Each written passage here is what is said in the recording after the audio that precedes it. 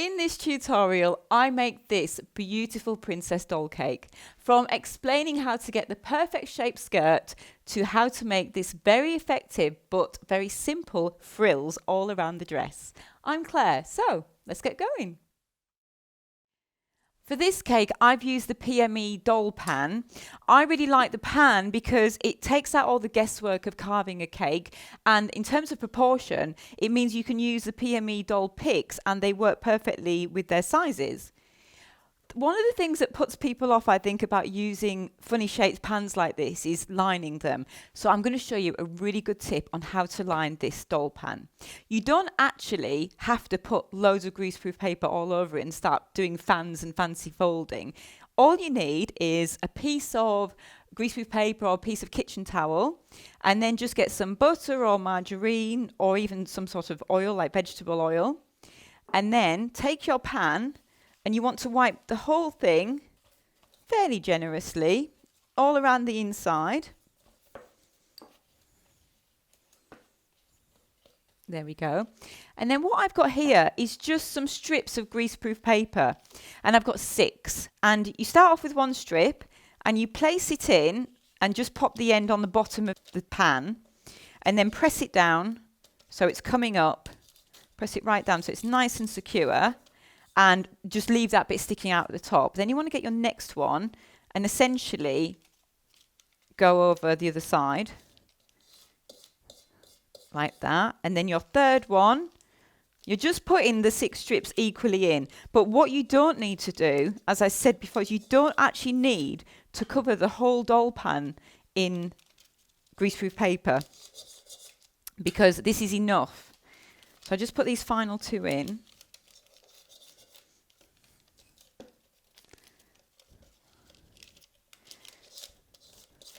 Okay, so that's all 6 in.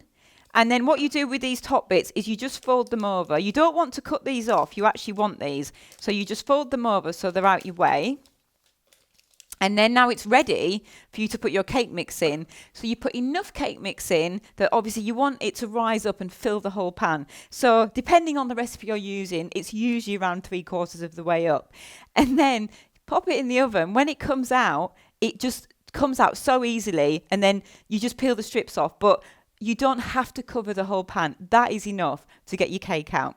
Now, here's one I made earlier. I do actually have one here, and I've already obviously baked it. My strips are off it, and I'm ready to go.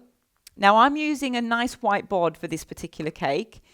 So what I want to do to start off with is just pop a little bit of my buttercream or frosting, whatever you want to use, on the board so my cake sticks to it. Then I bring my cake and place it on. Now, obviously, I want this cake to have a filling because otherwise it's going to be quite dry. So very simple, just take a bread knife or a carving knife and you just cut all the way through like that. Just turn it if you need to, just to make sure you're cutting nice and evenly.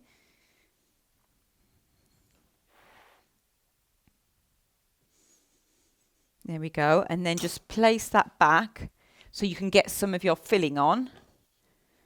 Any filling you like. It can be jam, frosting, buttercream.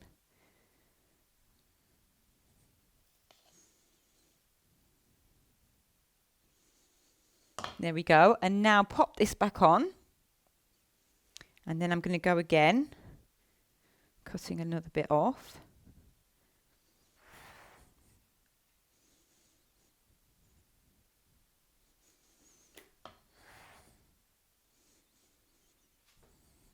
There we go. And then again, place a load of buttercream on there.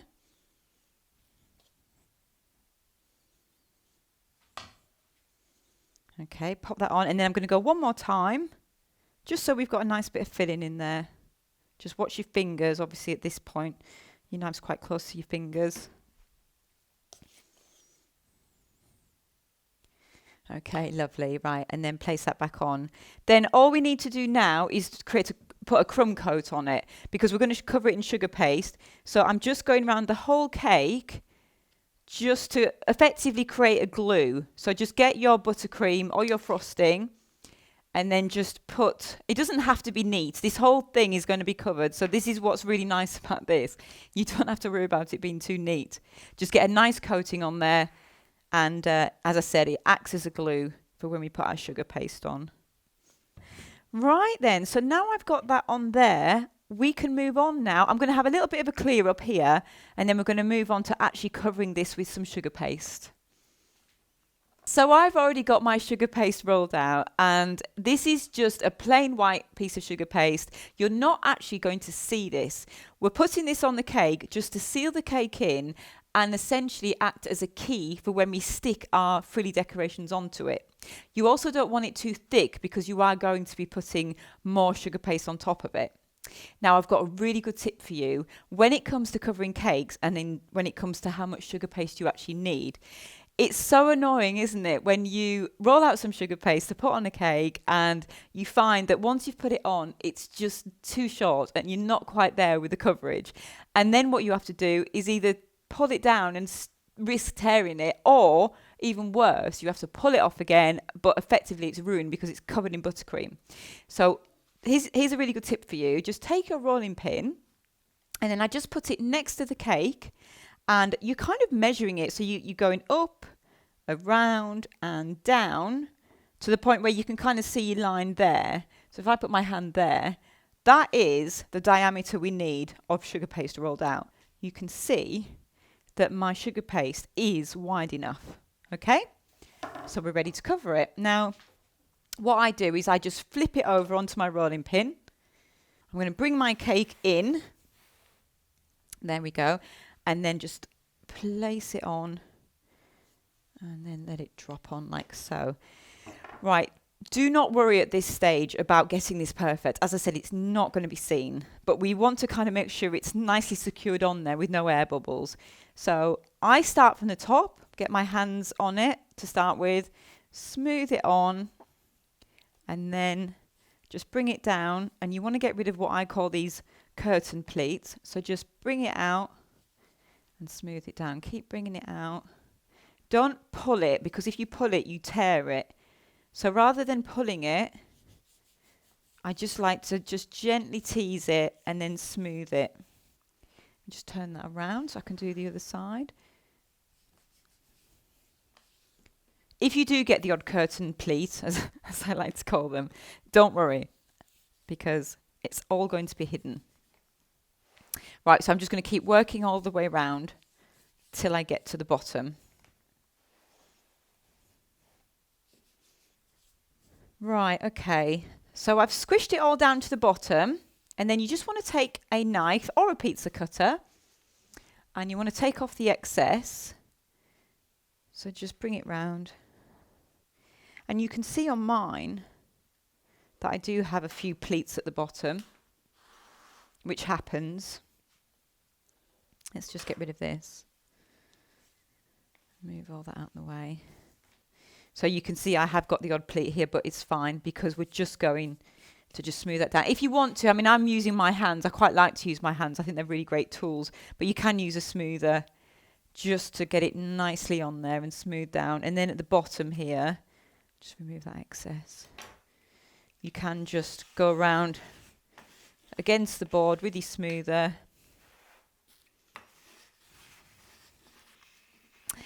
So now that's done, we are ready for the fun bit, which is turning this white pile essentially into the most beautiful doll.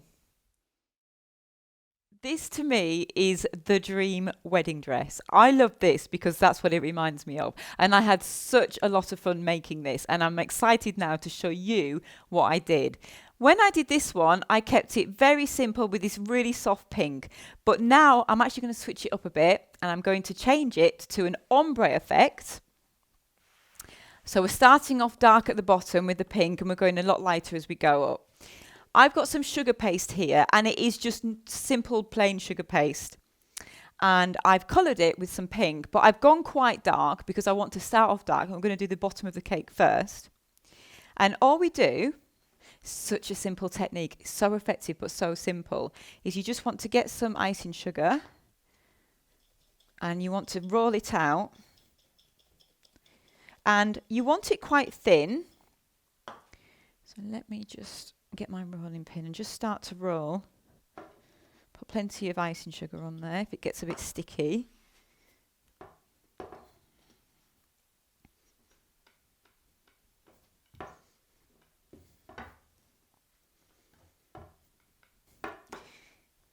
Right, so you can see how thin it is. You do want it quite thin.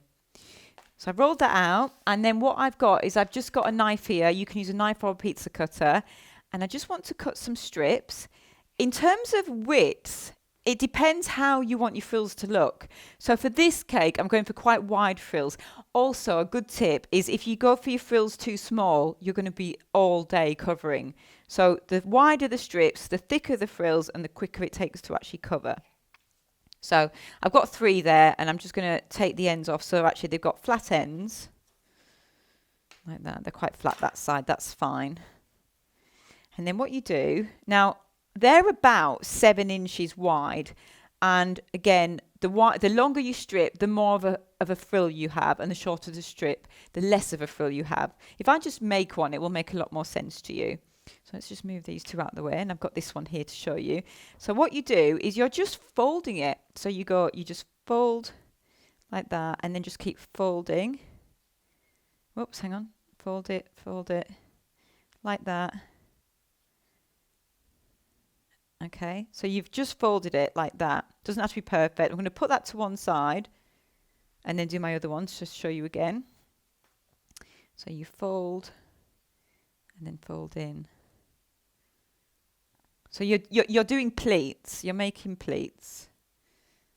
There we go. And I'm just going to put that one over there whilst I do this one. You can actually let them sit for a while, because as they sit for a while and start to dry, they kind of retain their shape.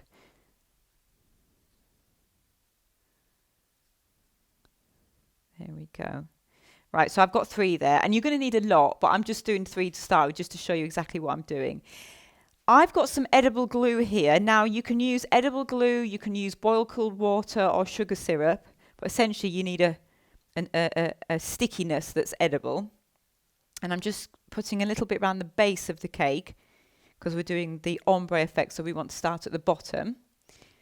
Now, take one of your little pleated pieces of sugar paste, and then what I do is I squeeze one end, then I kind of shake it a bit, because you want it to look like loose fabric.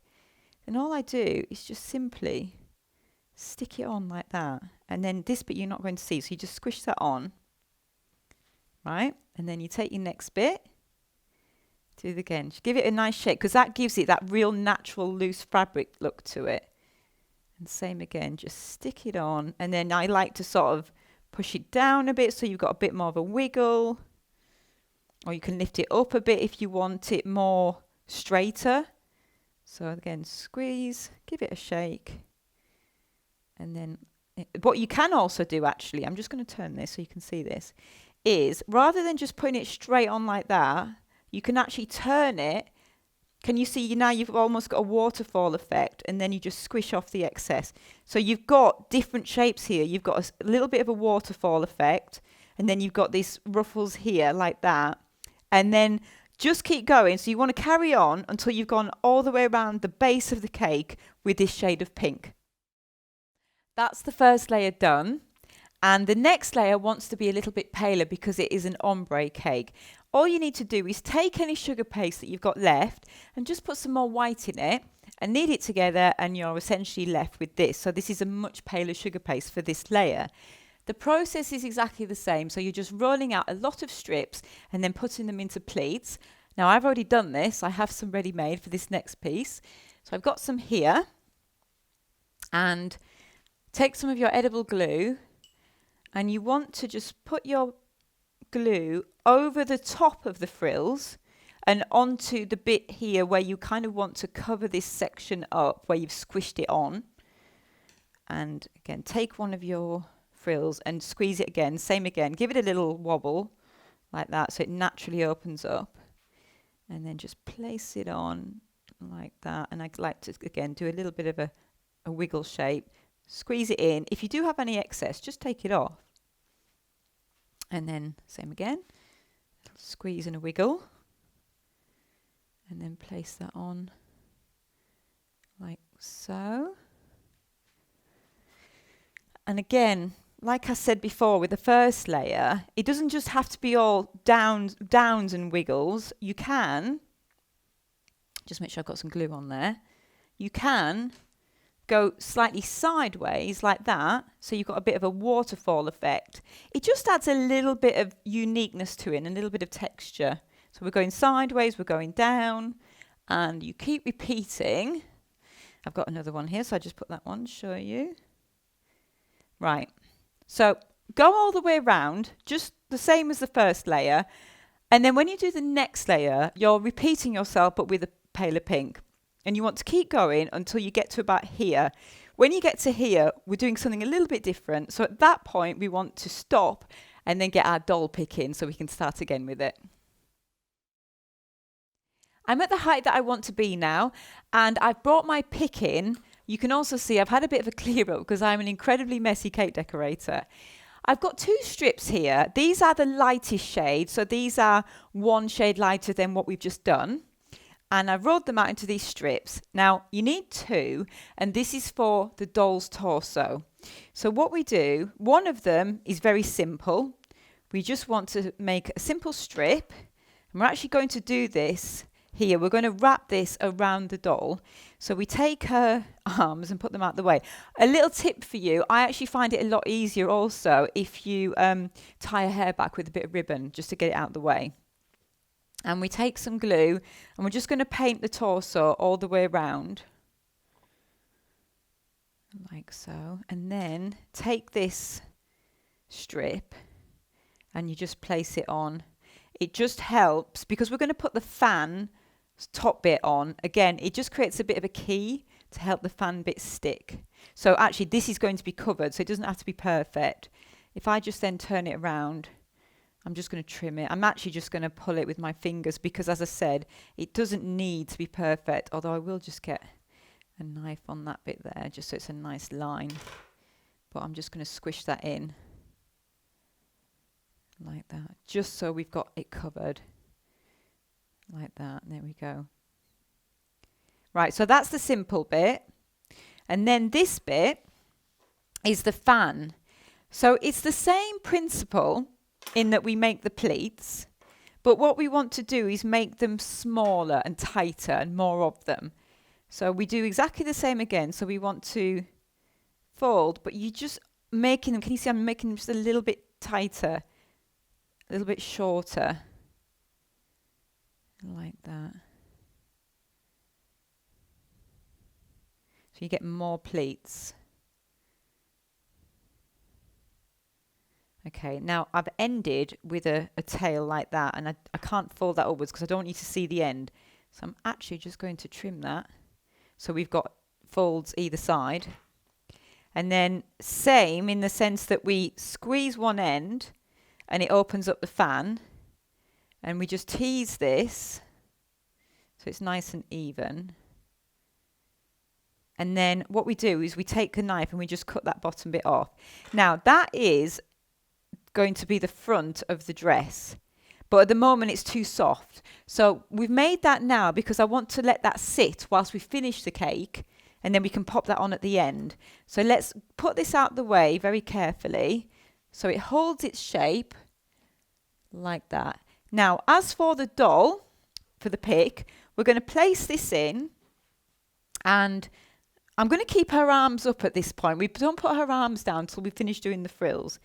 So you just simply place her in like that. And already it's starting to look amazing, isn't it? I love it. So what we do now is I'm going to get myself some more sugar paste and in the right shade of pink, which is the same shade as this. And we're just going to carry on round. And I'm going to show you a slightly different technique now as we get up to here, which is why I wanted to put the pick in now. This next layer is slightly different. I've already prepared them, and it's the same in that they're pleats again, but as you can see, the difference is that they're just slightly longer, so they were thicker strips. Now I'm going to place these on the cake, and I'll explain to you the reason why they're longer. So let's get some glue around the cake at the top here. Now, same again, so squeeze and fan them out. The reason they're longer is because when I place them on, if they were shorter, I'd have to put quite another big layer on top. And as we're getting to the top of the skirt, I don't want this massive poofy kind of dress. I want it to be a bit more A-line, if you like. So by going longer, and then if I just pull off the excess that I squeezed, and then just press that in, it just avoids that extra thick layer, that bouffant kind of layer. So that's the reason why. So if I just go around, and as I said, squeeze off the excess so you don't have that thickness at the top. And I'll just place all of these on until I've gone all the way around.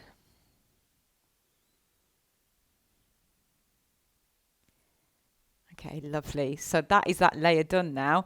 On to the very last one, and this is slightly different. It's the same in that it's the pleats, but we're back to our normal thickness of strips here, so not the long ones, but they're actually quite short. And when we fold them, we want them to be quite neat, tight, short folds, the same as what we just did for the fan for the front of the doll's torso. So you just make some little ones like that. Now I've already made some here.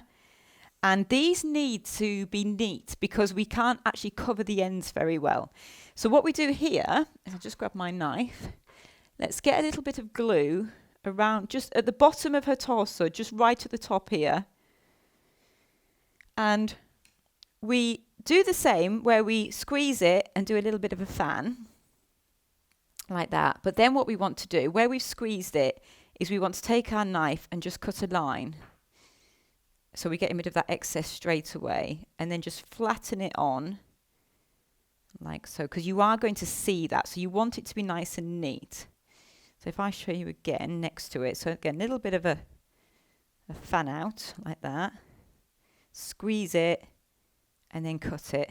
So we've got that clean edge, and then I place that there, and just try and flatten it down as neat as possible. There we go. Again, get that nice clean line. And then round the back. There we go. And I've got this last one.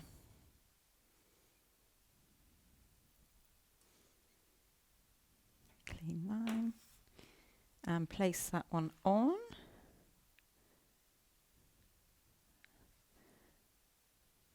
There we go. Okay, so she's very, very nearly finished now. There is just a couple more bits to do. And first of all, I'm going to put some glue just on her torso here, like so. And then place this fan, you know the fan we made earlier, where I wanted it just to sit a little bit so it could slightly hold its position. And it's a little bit tricky as this, but you want to try and place that on. And if it starts to move out of position, all you do is just put a little bit of glue either side and then just stick that in position either side. I'm just going to have a look. Forgive me for just leaning forward.